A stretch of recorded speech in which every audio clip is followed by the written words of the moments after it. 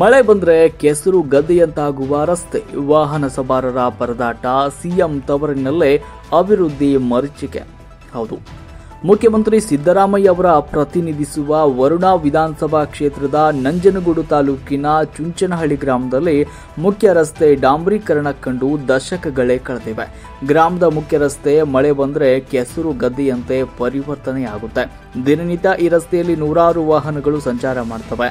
ವಾಹನ ಸವಾರರಿಗಂತೂ ಈ ರಸ್ತೆ ನರಕ ದರ್ಶನವನ್ನ ತೋರಿಸ್ತಾ ಇದೆ. ರಸ್ತೆಯ ಪಕ್ಕದಲ್ಲಿ ಸರ್ಕಾರಿ ಶಾಲೆ ಇದ್ದು ವಿದ್ಯಾರ್ಥಿಗಳು ತೆರಳಲು ಪರದಾಡುವ ಪರಿಸ್ಥಿತಿ ನಿರ್ಮಾಣವಾಗಿದೆ. ಕಳೆದ 15 ವರ್ಷಗಳಿಂದ ಈ ರಸ್ತೆಯನ್ನು ಸರಿಪಡಿಸುವಂತೆ ಗ್ರಾಮಸ್ಥರು, ಜನಪ್ರತಿನಿಧಿಗಳು ಮತ್ತು ಅಧಿಕಾರಿಗಳ ಗಮನಕ್ಕೆ ತಂದರೂ ಕೂಡ ಯಾವುದೇ ಪ್ರಯೋಜನವಾಗಿಲ್ಲ. ಚುಂಚನಹಳ್ಳಿ ಗ್ರಾಮದ ಬಸ್ ನಿಲ್ದಾಣದಿಂದ ಗ್ರಾಮದ ಒಳಗೆ ಪ್ರವೇಶ ಮಾಡುವ ಮುಖ್ಯ ರಸ್ತೆ ಸುಮಾರು 2 ಕಿಲೋಮೀಟರ್ ತನಕ ಗುಂಡಿ ಬಿದ್ದು ಸಂಪೂರ್ಣವಾಗಿ ಹಾಳಾಗಿದೆ.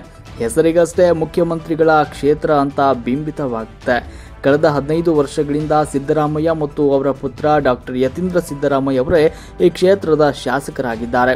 ರಸ್ತೆಯನ್ನು ಡಾಂಬರೀಕರಣ ಮಾಡಿಸುವಲ್ಲಿ ಸಂಪೂರ್ಣವಾಗಿ ವಿಫಲರಾಗಿದ್ದಾರೆ. ಈ ಕೂಡಲೇ ರಸ್ತೆಯನ್ನ ಡಾಂಬರೀಕರಣ ಮಾಡಬೇಕು ಅಂತ ಗ್ರಾಮಸ್ಥರು ಒತ್ತಾಯಿಸಿದ್ದಾರೆ.